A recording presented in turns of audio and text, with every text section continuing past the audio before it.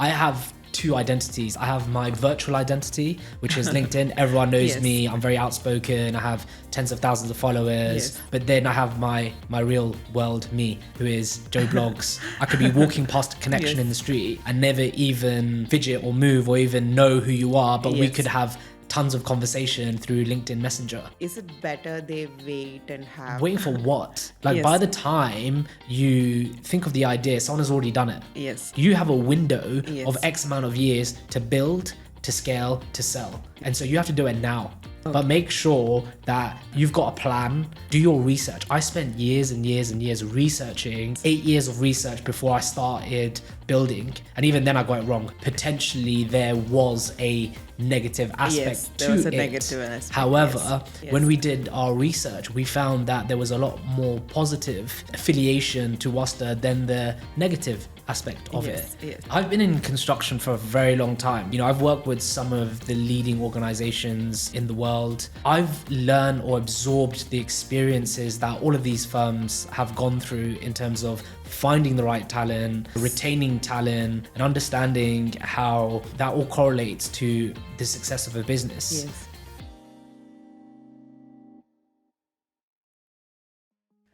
Hello, welcome back to Bilna Sandeep Show. I am Bilna Sandeep, founder of Built Market Lab and Growy, which are two marketing agencies based in Dubai. I'm also fortunate enough to be the founder of Homepreneurs Club, which is a powerful networking platform for women entrepreneurs. And today on the show, I have somebody who I've been following for quite a long time, right from the time when I was working in construction. You know, the way you follow people like who you can relate to their journeys very well, but they have gone ahead of you. So that is one person I want to introduce today to all of you. Welcome to the show, Shyam. Thank you for having me. Thank you so much. Thank you so much. So for our listeners, would you like to say a short introduction about yourself? And I know you're a serial entrepreneur, so I would love to hear about all your three businesses. Perfect. So my name is Shyam Visavadia. I don't really know what to call myself, to be honest. Like, you know, I'm a recruiter. I'm a startup founder, and also a project manager. Three hats, right? three separate hats, amongst other things, other ventures that I'm basically working on as well. So when people ask me at networking events, like, what do you do? And I'm thinking to myself, well, what do you do? And then trying to find out, maybe I could, you know, correlate some interest between what you do and what I do. And then I can tell you, oh, I'm actually a recruiter, or maybe I'm a startup founder, or I do this or do that. So it's very difficult. I think everyone kind of throws out the entrepreneurship name because it's just easy to kind of put an umbrella over everything. But yeah, I'm someone who wears many hats. Traditionally from the corporate world. I used to be a project manager for several large consultancy and development firms across UK, UAE and Saudi Arabia. That's nice. So when did you start your very first business and what was it? Well, I started when I was super young. So I think probably in my teens, college, university. Wow. I used to be good at tech. So, you know, like fixing computers, fixing laptops, fixing phones. In my friendship circle, people used to come to me like, oh, this is broken. Or, you know, can you fix this on my phone? Or can you install Microsoft? Or can you do this or do that? You know, the days of like Napster and Kazaa and you were probably LimeWire. Charging hourly for that. Exactly. Like all these different things. And for some reason, I just kind of knew what to do. So it started in the early teens where I was too young to work. Being with that entrepreneurial mindset, I used to just go do it, and not necessarily for money, but it was more just because I could do it. And then kind of growing on that, you know, going into my first job at 16, you know, working on construction sites as well as having a retail job.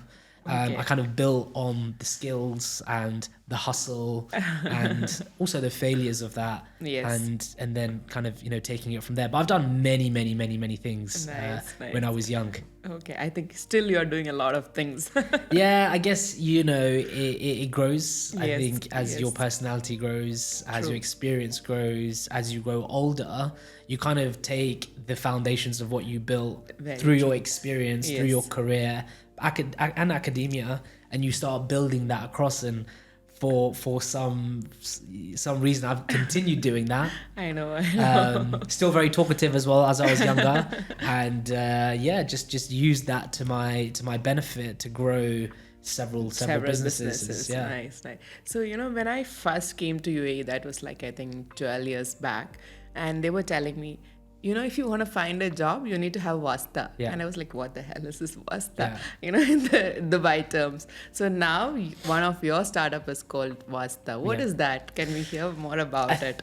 Yeah, so I think the name, I think anyone listening to this, whether you're an expat or whether you're from the GCC or Emirati or the like, you would have come across this word. Definite. In some respect across your journey, but is one of these words which has many definitions, and I've done a lot of research on the word before we chose the word, because I know a lot of people say, you can't use that, you can't use this word, it's very bad. You ask them why, and they're like, we don't know, but we've been told it's bad, but they don't know what it means to them. Wasta to me means the connection, having the connection, knowing someone. We did so much research, having lived in Saudi Arabia, having lived in the UAE for more than 10 years, and also coming as an outsider, having no link to the word. When we did our research, we found that there was a lot more positive affiliation to Wasta than the negative aspect of it. So when we were thinking about networking, building relationships, connecting people together, because that's the primary business of what Wasta does, why not use a word which means something to a lot of people? Whether you're an expat, whether you're a local, whether you're a GCC, or you're coming new to the region, that word has some affinity to you, whether you know the definition or not. And so having that name, which is easy to spell, which is widely used, with our logo, with the waving hand, is almost welcoming. And I think for us, Wasta is a way of connecting in the region, which means something to you.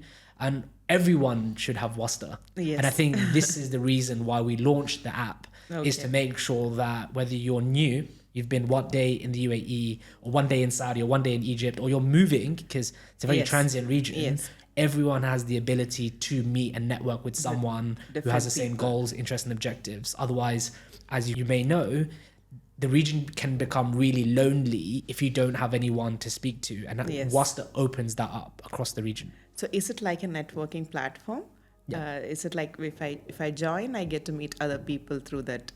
How is it different from the social networking platforms? Wasta? So I love networking. I've used LinkedIn to build my brand. I've got 30,000 followers. I have two identities. I have my virtual identity, which is LinkedIn. Everyone knows me. I'm very outspoken. I have tens of thousands of followers. I can post anything and get 10,000 views in 24 hours. But then I have my real world me, who is Joe Blogs. I could be walking past a connection in the street and never even fidget or move or even know who you are, but we could have tons of conversation through LinkedIn Messenger. That side of having connections is great, but it's not meaningful, right? It's not a meaningful conversation. You're just aggregating connections. When you go to networking events, it's like, what do you do? Hey, what do you do? I do this, I do that. And if you go to GITEX or you go to another event where there's hundreds of people there, and if you're not like me, who's a very outspoken person, you could almost just go there and not say anything or not do anything, or kind of tremble in the questions that you want to ask, or the music's too loud, or the other person's talking too much, like myself. And then you come back and you're like, well, that was really rubbish. That wasn't a good use of my time. I just aggregated 10 business cards, but I don't even know who these people are. And that's not good. That's not the way to network, in my opinion. Right?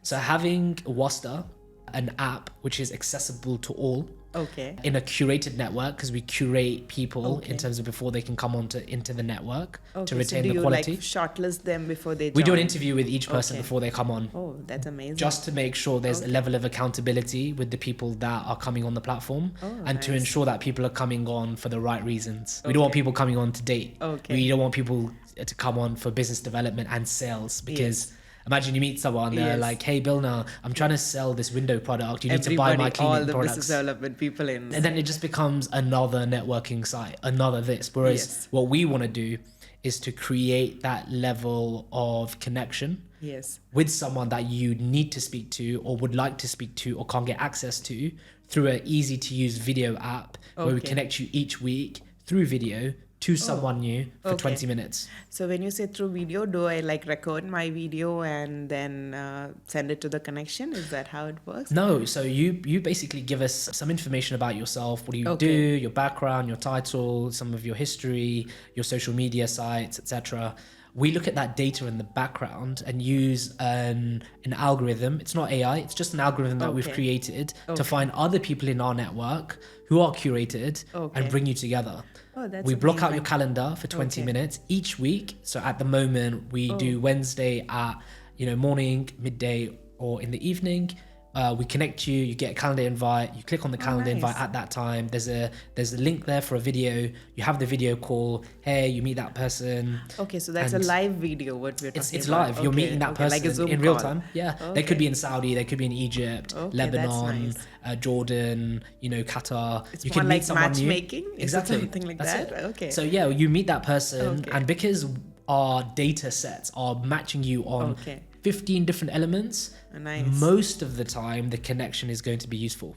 Oh, nice. And if it isn't, give us your feedback, and we will tweak your algorithm and see if we can give you new people. But on the whole, the value of that connection over a 20-minute conversation has led to fundraising, has led to friendship, has led to job opportunities, has led to people visiting someone else's country, has led to people finding their long lost friend from primary school 25 years ago. When we hear these things, we're just doing something simple by connecting two people together, but we're using data to drive those interactions. Nice, that's amazing. So now when I usually go, just like you mentioned, when you go to networking, when you take the card and then 90% of the time you just forget them, right? So when it's on Wasta, when I get a connection like that, how do I take it to the next level? What is the strategy that you would suggest to the users of the platform? Be it on Wasta or be it on LinkedIn or be it any networking events? I think you need to understand why you want to network and what you're looking for. Yes. Once you have an idea of what you're looking for, you can start asking the right questions, right? Yes. And having a profile or having prompts that we provide you will give you an idea on why we've connected you up, right? So if, for example, if it's construction and you're looking for something in marketing, then we will try our best to connect you up with someone similar in the industry who could potentially be a client or could potentially be someone you could do business with or someone who could join your business. And having access to a profile, you can view their profile before you have the chat. So you can look at their LinkedIn, you can look at their Twitter, you can look at their Instagram, you can look at other elements of their profile and find out, wow, how the hell have Wasta put this together? We have never seen anyone so similar. But because we're driving the connection via data or through data, there's more of an opportunity that the conversation is going to be fruitful. And that's really where the engagement happens. Once you have that 20-minute call or so, some people have it half an hour, some people have it 45 minutes if they think it's amazing. That's a good enough indication for you to then take that offline. Because networking can't just be behind a laptop and be like a keyboard warrior and be like, hey, what do you do? Some people might love doing that, particularly if they don't live in a major city like Al Khobar, Dammam, certain elements of the UAE, Fujairah, where they can't get access to. But generally, once you've got that initial traction, it then prompts you, or we prompt you, or will prompt you, because we're still building the feature, to be like, hey, you met Bilna, why don't you then go for a coffee with her? Or you give us feedback to say it was really good, because we get your feedback after the call. Why don't you go meet her for a coffee? Why don't you ask her for some support? And that is automated from the platform. We are still building that feature out. Nice. When you're building a tech solution, you can't just rapidly build features, build features. That's the wrong way to build. Exactly. It's ask your customer, what do they want? What do they want? How do they want to proceed next? Is it a chat? Is it a face-to-face? Is it a prompt? Is it something? We're still learning about that. Feedback, right? And then we will start building for the next stage. But I don't think, as the product owner, we're not there yet to make that decision to say what happens next. Right now, we just want to get feedback from our community to say, did you meet the right person? That's it. Great. How good was it? Was it easy to connect? Did you find it useful? 96-97%, considering we've only been running for about a month and a bit, has been great. There are some teething problems. We apologize, but as a startup founder, as a startup owner, there's going to be teething problems in anything that you do. And then you can start basically. I think it has to be built with the user together, right? The second phase goes that way. Now coming to WorkPanda, as well as Wasta. Both of it is more like people's platform. So what's the difference in there? So in WorkPanda, what do you do there? Yeah. And would you explain WorkPanda also for us? I've been in construction for a very long time. So formally around 10 years, but informally probably around 15 or 16 years. Oh, nice. You know, I've worked with some of the leading organizations in the world, you know, namely, you know, EC Harris, Arcadis, Nice. Faithful and Gold, the Red Sea Global Public Investment Fund.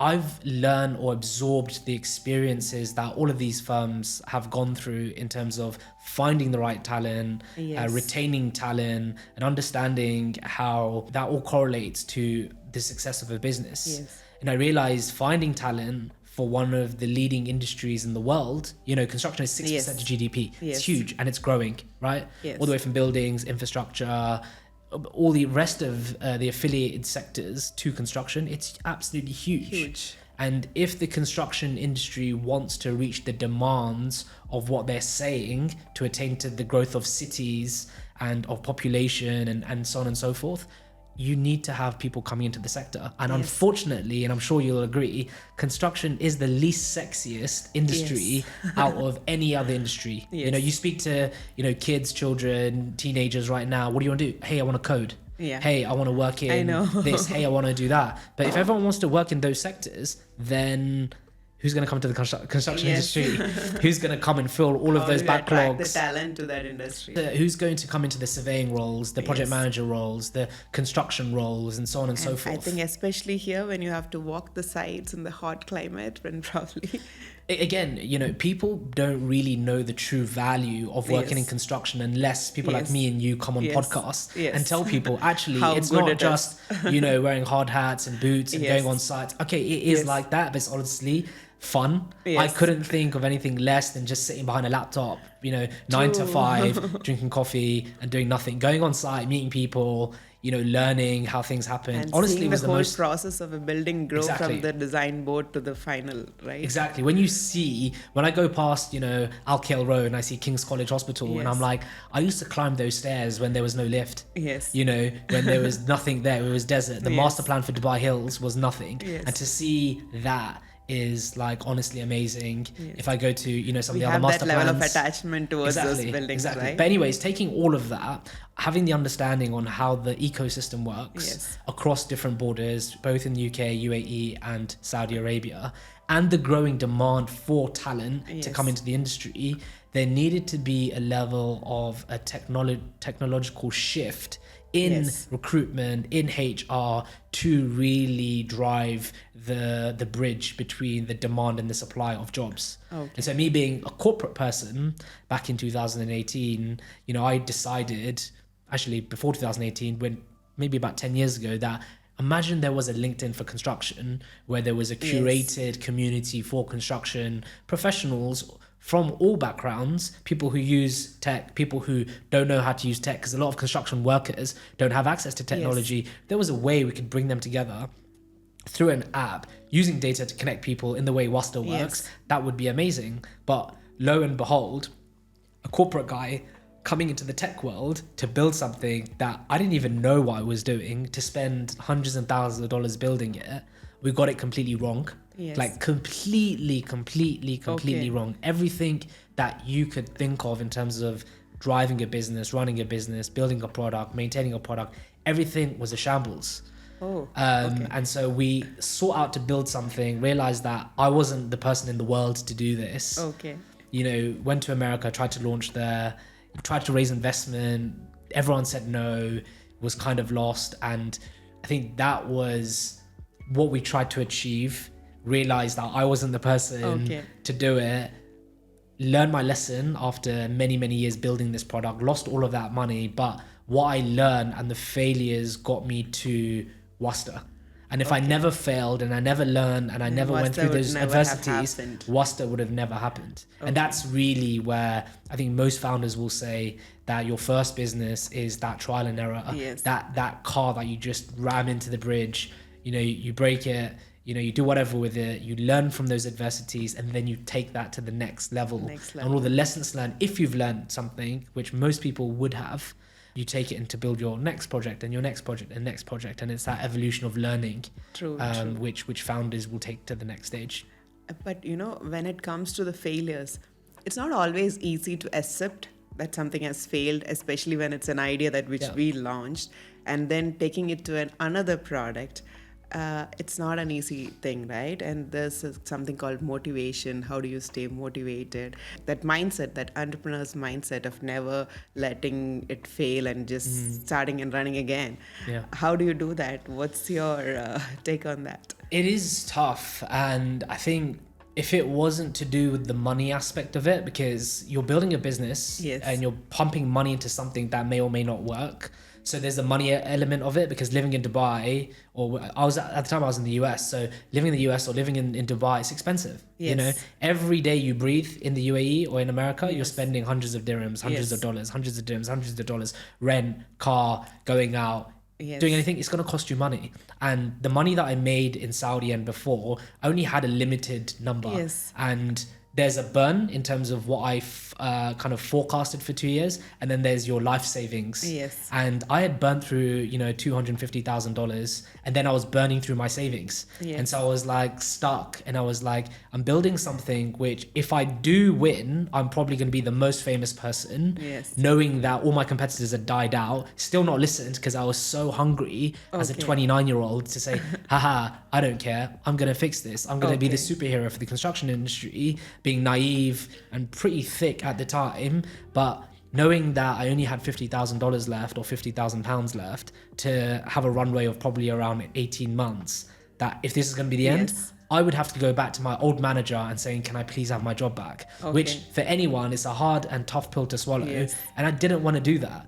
So I think calling it a day and basically parking WorkPanda at that time with $150,000 worth of tech sitting in a GitHub repository system that I couldn't touch, I couldn't see, I didn't have any kind of value on the money that I spent in 2 years just sitting there. And I was like, ouch. I couldn't even sell it because it was such a custom built product, because I outsourced it and I spent so much money building something in my head, didn't speak to any of my customers, couldn't do anything with it. And so it was tough to make that decision. But in hindsight, because I kind of put it to a side, gave me the light to start Wasta, and we built that in a completely different way. Which is working now. We've got a low burn rate. We're, kind of keeping an eye on the budgets. We're not outsourcing. We built everything in-house, and now that's working. And then in retrospect, now, a year and a half ago, we revived the construction element of WorkPanda, but not the tech. So we put it into a traditional model, which is a percentage on gross salary. We work for maybe 30 of the leading construction, architecture, and design companies across the UAE. And we recovered all of our costs in 6 months. So we recovered all of the money that we lost over the period of 3 years through a traditional model. And it's a realization that sometimes it doesn't work, but it's the lessons learned will then take you to the next stage. And fortunately enough for me, like in this industry, in this market, which is very immature market in terms of it's very traditional, you have to go by word of mouth. Technology in the Middle East, in my opinion, isn't as, I wouldn't say lucrative, but permeable in comparison to maybe other markets. People are still learning about technology here. They're still learning about the value.